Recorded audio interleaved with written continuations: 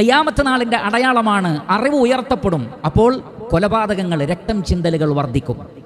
എപ്പോഴാണോ അറിവ് ഉയർത്തപ്പെടുന്നത് അപ്പോഴാണ് കലാപങ്ങൾ ഉണ്ടാകുന്നത്, അപ്പോഴാണ് രക്തച്ചൊരിച്ചിലുകൾ ഉണ്ടാകുന്നത്, അപ്പോഴാണ് ഫസാദുകൾ ഉണ്ടാകുന്നത്. ഫസാദുകൾ ഇല്ലാതിരിക്കാൻ ഇൽമ് നേടണം. ആ അറിവാണ് മനുഷ്യനെ സഹായിക്കുന്നത്. അതുകൊണ്ടാണ് അല്ലാഹു സുബ്ഹാനഹു വ തആല പറഞ്ഞത്, വമാ യഖിലുഹാ ഇല്ലൽ ആലിമൂൻ. ഇൽമുള്ള, അറിവുള്ള, വിവരമുള്ളവരെ ചിന്തിക്കുകയുള്ളൂ. പഠിപ്പും വിവരവുമുള്ളവർ ചിന്തിക്കും, ഇല്ലാത്തവർക്ക് ചിന്താശേഷി കുറയും. ഇന്ന ഫീ ദാലിക ലആയാതിൻ ലിൽ ആലിമീൻ.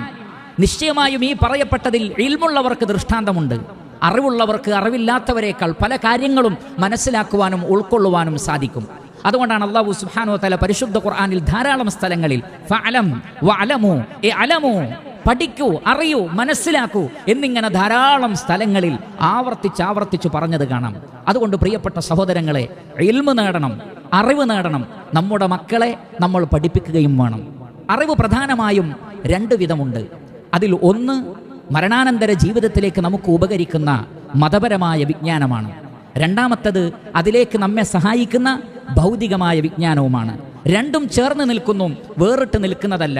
അതിനെ ആര് വേർപെടുത്തിയോ അവർക്ക് അപകടമുണ്ടാവുകയും ചെയ്യും. അതുകൊണ്ട് തന്നെ മതപരമായ ഇൽമ് നേടണം. റസൂലുള്ളാഹി സ്വല്ലല്ലാഹു അലൈഹി വസല്ലം പറയുന്നത്, മൻ സലക ത്വരീഖൻ യൽതമിസു ഫീഹി ഇൽമാ സഹലല്ലാഹു ലഹു ത്വരീഖൻ ഇലൽ ജന്ന. അറിവന്വേഷിച്ചുകൊണ്ട് ആരാണോ ഒരു വഴിയിൽ ഇറങ്ങി പുറപ്പെടുന്നത് അവരുടെ ആ വഴി അല്ലാഹു സ്വർഗത്തിലേക്ക് എളുപ്പമാക്കും. സ്വർഗത്തിലേക്കുള്ള നമ്മുടെ പാത എളുപ്പമുള്ളതായി തീരണമെങ്കിൽ അറിവ് വേണം. അറിവ് കേട് സ്വർഗത്തിൻ്റെ പാതയിൽ തടസ്സമായി നിൽക്കും.